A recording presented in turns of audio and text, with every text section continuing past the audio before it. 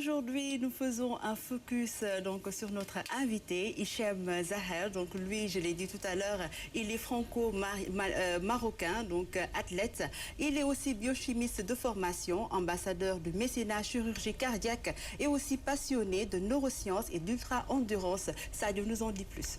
Tout à fait. Donc, notre invité, le contexte, c'est qu'il a réalisé un sacré exploit, un challenge de faire la traversée Dakar-Gorée en moins de 24 heures. Il l'a réalisé en 25 heures et 37 minutes, si je ne m'abuse. C'est ça, 38 minutes. Ce qui est quand même une sacrée performance. Il devient le premier Africain à réaliser un tel exploit.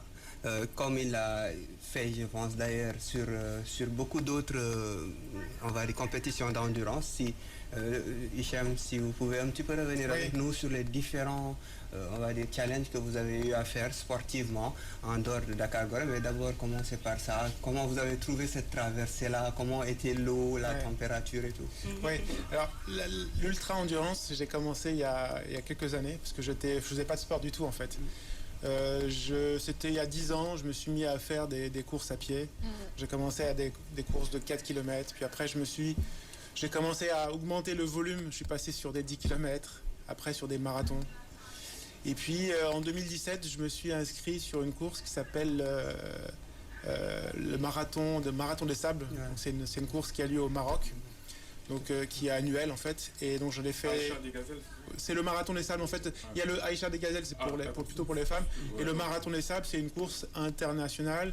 Il y a à peu près peut-être 2000 participants, et c'est une course d'ultra endurance qui a lieu sur plusieurs jours et qui fait 245 km. Donc on est en autosuffisance alimentaire. Donc ça veut dire qu'on a notre propre sac à dos dans lequel on a toute l'alimentation, et on est ravitaillé sur ce qu'on appelle les checkpoints. À peu près tous les 20-10 km juste pour l'eau. Donc ça, c'est de l'ultra-endurance. Donc j'ai commencé comme ça. Et après, je me suis mis à faire ce qu'on appelle des ultra-triathlons, ce qu'on appelle les Ironman. J'en ai fait une dizaine donc, sur pas mal de pays. Ça m'a beaucoup plu. Et puis après, j'ai essayé de pousser encore l'idée, c'est de voir qu'est-ce qu'il est possible de faire encore de plus gros en termes de dépassement. Et à l'époque, j'étais aussi ambassadeur du mécénat chirurgie cardiaque, mais on en parlera juste après. Et j'ai décidé de m'inscrire à une course qui s'appelle l'Enduroman. Alors, l'Enduroman, c'est le plus grand ou le plus difficile triathlon au monde, qui commence exactement à Londres et qui se termine à Paris. Alors, on dit Londres, Paris, mais qu'est-ce qui se passe? Qu'est-ce qu'il y a entre les deux? Oui. Londres, on fait